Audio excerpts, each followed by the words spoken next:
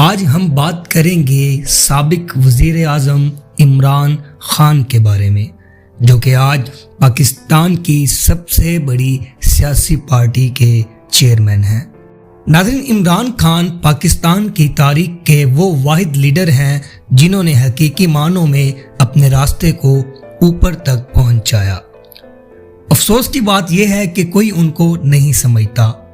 لوگ ان کا مذاق اڑاتے ہوئے ان کی جدوجہد کو کم کرتے ہیں، لیکن میں آپ کو بتاتا چلوں، ان زرداریوں اور نواز شریفوں کو ایک تھالی میں قیادت کرنے کے لیے پارٹیاں دی گئی ہیں۔ زرداری نے بے نظیر کی موت کے بعد PPP کو ہائی جیک کر لیا۔ نواز شریف کو جنرل ضیاء نے قائم کردہ پارٹی میں لایا۔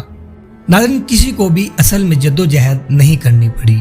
ناظرین، عمران خان کے لیے کسی بھی مین سٹریم پارٹی میں شامل ہونا اور وزیر بننا اور پھر دوسروں کی طرح اپنا کام کرنا بہت آسان تھا۔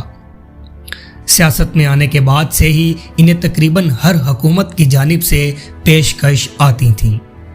وہ بہت کامیاب کیریئر سے لطف اندوز ہو سکتے تھے، لیکن انہوں نے ایسا نہیں کیا کیونکہ وہ پیسہ کمانے یا شہرت کے لیے سیاست میں نہیں آئے تھے۔ وہ ملک کو تباہ کرنے والے نظام کو بدلنا چاہتے تھے۔ وہ پاکستان میں عام آدمی کی زندگی کو بلند کرنا چاہتے تھے۔ انہوں نے اکیلے ہی ان گھنڈوں سے لڑنے کا انتخاب کیا۔ یہ بظاہر ایک ناممکن اور مشکل کام تھا اور ہر کوئی اس کا مذاق اڑاتا تھا، لیکن وہ ہاری ہوئی جنگ لڑنے کی ضد کرتے تھے۔ اور اگر آپ صرف چند سال پیچھے چلے جائیں تو ایسا بھی لگتا تھا۔ کسی نے نہیں سمجھا کہ کوئی مثبت تبدیلی ممکن ہے۔ سب نے محض یہ کہتے ہوئے سوچ سے کنارہ کشی اختیار کر لی کہ یہ پاکستان ہے، یہ کچھ نہیں بدلنے والا۔ یہ سب قابل قبول اور معمول تھا۔ ناظرین، عمران خان پر بیٹھ کر تنقید کرنا بہت آسان ہے، لیکن کوئی بھی اس نظام سے لڑنے کی ہمت نہیں کرے گا۔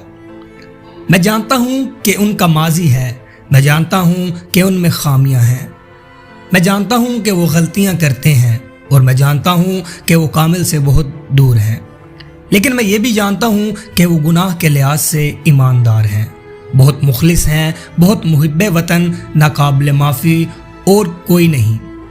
چالاک کردار، وہ جذباتی طور پر سرشار ہیں اور وہ ایک بصیرت والے ہیں۔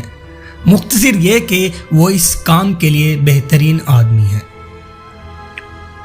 ناظرین، ہمارے جیسے ملک میں جہاں بدعنوانی قانون کی طرح قابل قبول ہے، ایسے بے عیب ٹریک ریکارڈ والے لیڈر کا ہونا کسی نعمت سے کم نہیں، جو عوام کی خوشحالی کے لیے بے لوث کام کر رہا ہے۔